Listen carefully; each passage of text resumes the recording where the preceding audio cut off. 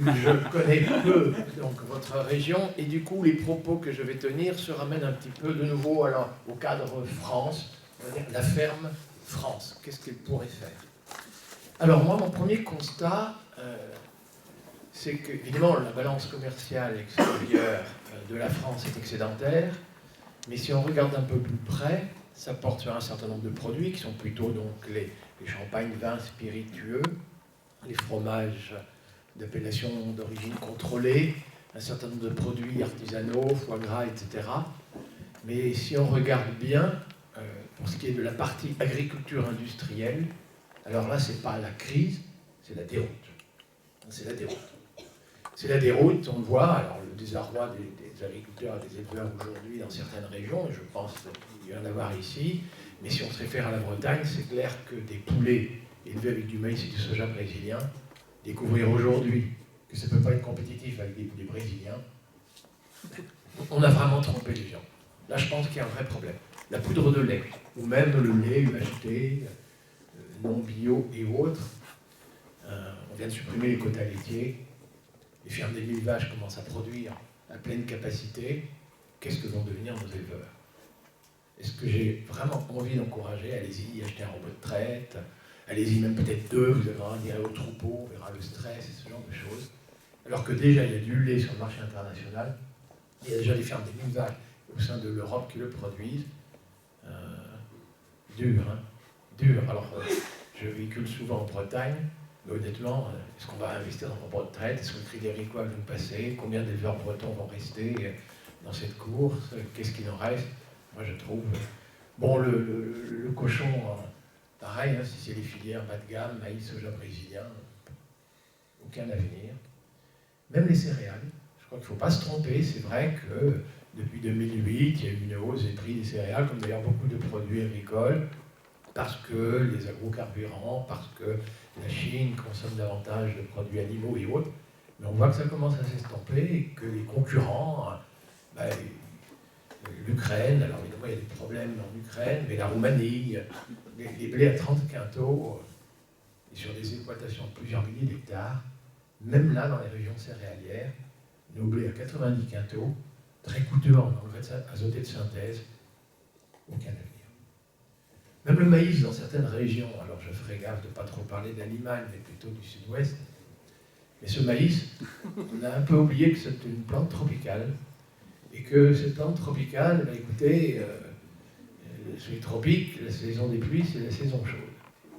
Nous, le mois d'août, c'est précisément le problème. Et alors du coup, si notre maïs, pour élever des poulets avec notre maïs et le soja brésilien, je veux dire, on aura du mal à être compétitif. Hein. S'il y a des coûts d'irrigation, et s'il commence à s'abaisser les nappes phréatiques et autres. Moi, je crois que même en termes monétaires, c'est peut-être le bonheur qui vous intéresse et la santé, mais même si on regarde en termes strictement monétaires, dans la contribution de notre agriculture à l'équilibre de la balance commerciale extérieure et à la création de valeur ajoutée au revenu national net, notre agriculture industrielle, je crois qu'il faut le reconnaître, aucun avenir. Et si déjà nos agriculteurs n'avaient pas les subventions de la politique agricole commune, les faillites auraient déjà eu lieu. Donc, je crains qu'il faille se préparer alors à booster, j'ai employé un mot un peu différent, d'autres formes d'agriculture.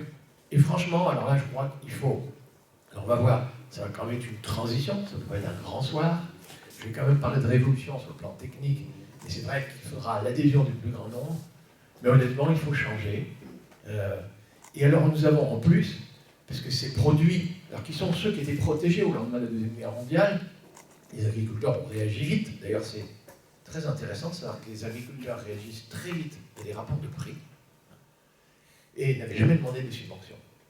Mais c'est clair, dans les rapports de prix qui ont été établis après la Deuxième Guerre mondiale et les subventions qui ont suivi, les subventions directes, nous avons deux gros déficits.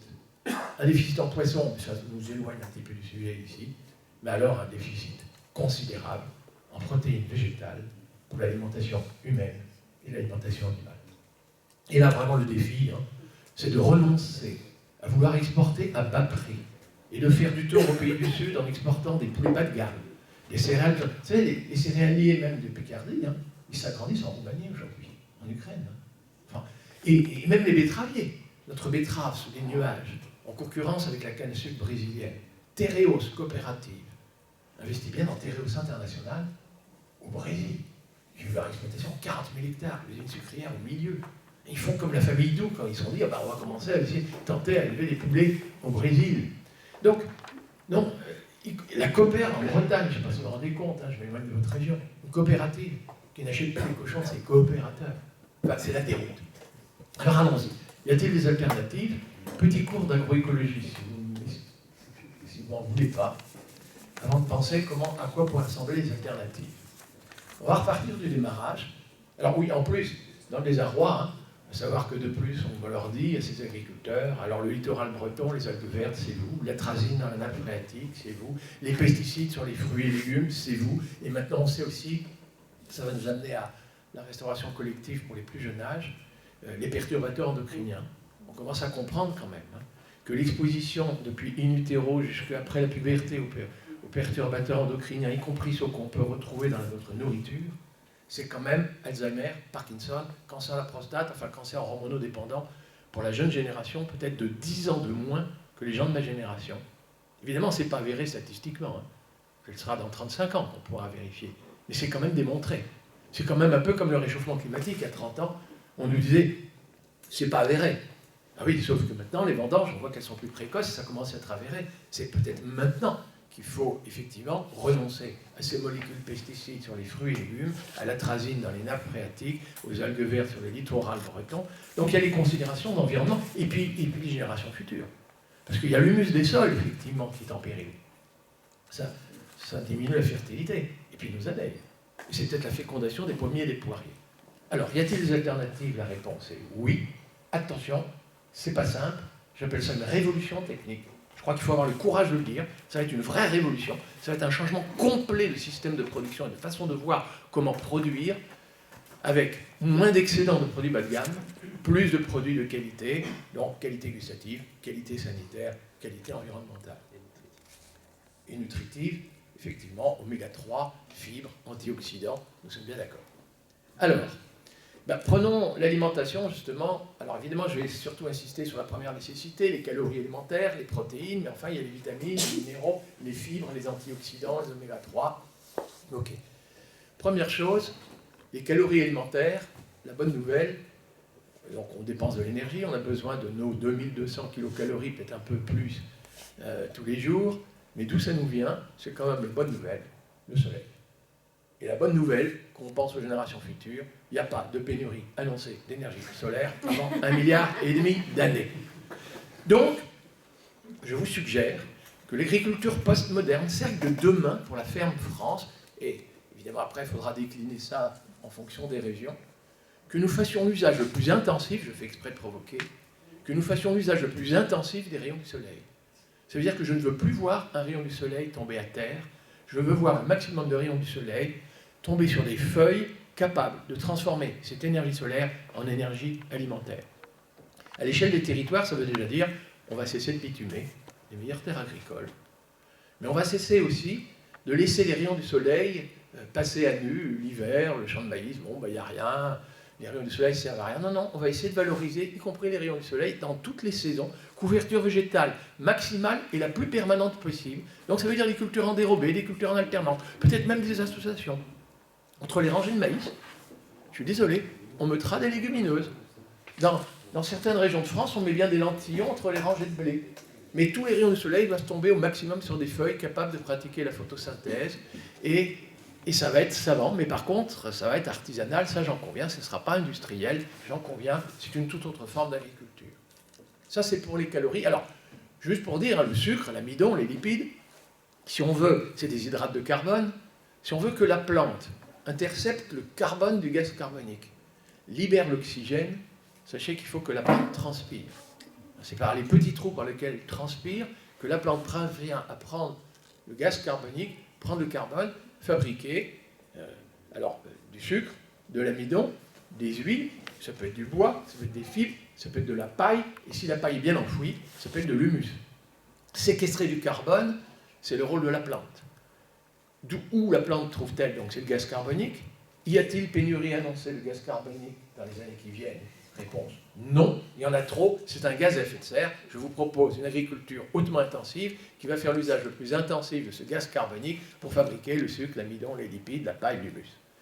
Il faut que la plante transpire, parce que c'est par ces petits trous par lesquels elle transpire. C'est donc bien la gestion de l'eau qui est le plus délicat sur le plan technique. Il nous faut être très attentif à la gestion de l'eau.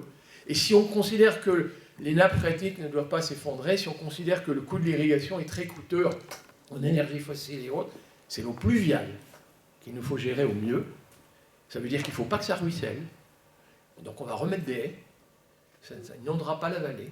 Et puis le mieux encore, eh c'est la couverture végétale la plus totale possible. Le petit filet d'eau est arrêté par une racine, par une feuille, plus tard par un ver de terre. Ça finira par s'infiltrer. Alors dans l'agronomie moderne aujourd'hui, enfin l'agroécologie, parce que l'agronomie n'aurait jamais dû cesser d'être, on convient, il faut aussi que le sol soit poreux. On a trop longtemps pensé d'abord. Aujourd'hui, on pense vers de terre. On pense biologie des sols. On sait qu'une structure du sol peut être grumeleuse, excusez-moi de parler comme un agronome, enfin c'est un peu mon métier, et il ne nous faut pas détruire cette biologie des sols, ne serait-ce que les vers de terre qui vont creuser des galeries. Et il faut en plus que l'eau qui s'infiltre dans le sol soit disponible pour les racines des plantes et n'aille pas tout de suite en profondeur. Alors ça veut dire, c'est l'argile et l'humus, vous savez, qui retient l'eau dans un sol. On ne peut pas enrichir ça en argile. Moi, je vous proposais qu'on l'enrichisse en humus. Il y a urgence. Et l'humus est un savant mélange du carbone, le carbone de la paille et de la photosynthèse, et de l'azote. Ah, précisément l'azote. L'azote, c'est le constituant essentiel de nos protéines. On en a besoin tous les jours, on les reconstitue, mais on en redégage dans nos urines. Pareil, les animaux, les effluents d'élevage, ça pisse comme ça va, il y a de l'azote. C'est un peu dommage que ça fertilise des algues vertes sur le littoral, que ça fasse une surcharge de nitrate de nos nappes.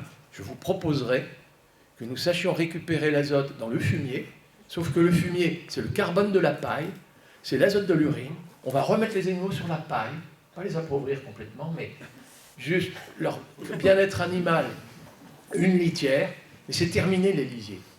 Ce sera le fumier, ce sera les composts, ce sera un savant mélange du carbone et d'azote qui désormais va produire l'humus des sols. Remarquez, quand certains céréaliers dans le bassin parisien mettent des lentillons entre les rangées de blé, eh bien, la paille qui se décompose, c'est du carbone, et les résidus azotés du lentillon, c'est de l'azote. Les microbes parviennent effectivement à manger le carbone, à s'abreuver, je dirais, de l'azote du lentillon ou de l'urine quand c'est du fumier. Ça fabrique de l'humus. Il faut absolument impérativement gérer en circuit court le cycle du carbone et de l'azote. C'est savant, c'est tout le contraire de notre agriculture industrielle et la spécialisation dont on a parlé avant. Je ne stigmatise pas l'agriculteur en disant c'est votre responsabilité. Quand je dis que l'agriculteur breton ne supporte pas d'être stigmatisé pour les algues vertes, il a été trahi. On lui a dit de pouvoir dire ces choses-là. Alors, allons-y. Les légumineuses, il nous faut absolument reconquérir notre souveraineté alimentaire sur les protéines.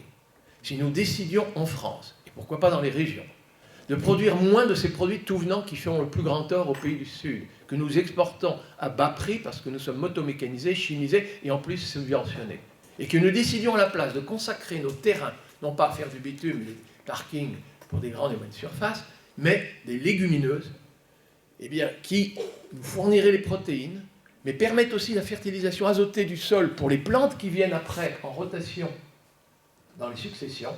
Ça nous éviterait, y compris, de devoir fertiliser les blés, les colzas, etc., avec des engrais azotés de synthèse qui sont fabriqués depuis que l'usine de Toulouse a explosé, avec du gaz naturel russe ou norvégien. On a tout faux. On a tout faux. À vouloir faire des plantes dans lesquelles l'énergie tombe entre les rangées et oublier essentiellement les protéines pour végétales et la fertilisation azotée. C'est pas seulement que c'est très coûteux en énergie fossile, c'est que l'épandage d'engrais azotés de synthèse est très émetteur de protoxyde d'azote, qui est la principale contribution de l'agriculture à l'effet de serre. Je fais un peu rapide. Après, les éléments minéraux, je vais vous dire le calcium, le phosphore, il nous faut du calcium pour les eaux, le phosphore pour phosphorer. Les mines de phosphate, on nous annonce quand même, d'ici 3-4 décennies, qu'il va y avoir une pénurie. C'est-à-dire qu'il va arriver que le coût d'exploration et d'exploitation du phosphate, un peu comme pour le pétrole, là, il nous faut être très économe. Pareil, pas de phosphate rejoint la mer, on recycle ça dans le fumier, on remet ça dans l'humus, impératif. Où peut-on trouver du phosphore ailleurs que dans les mines de phosphate? Écoutez, en profondeur, en sous-sol, le schiste, le granit, le calcaire, il est éclairé, ça dégage du phosphore, c'est pas accessible à une racine de blé, c'est accessible à une racine d'arbre. Il va falloir remettre des haies. Dans ma Normandie, je dis, on remet le pommier dans la prairie, mais il est impératif de retrouver des arbres qui vont chercher les éléments minéraux en profondeur, ça va remonter avec les sèves, ça va aller sur la feuille, ça va fertiliser la couche arable.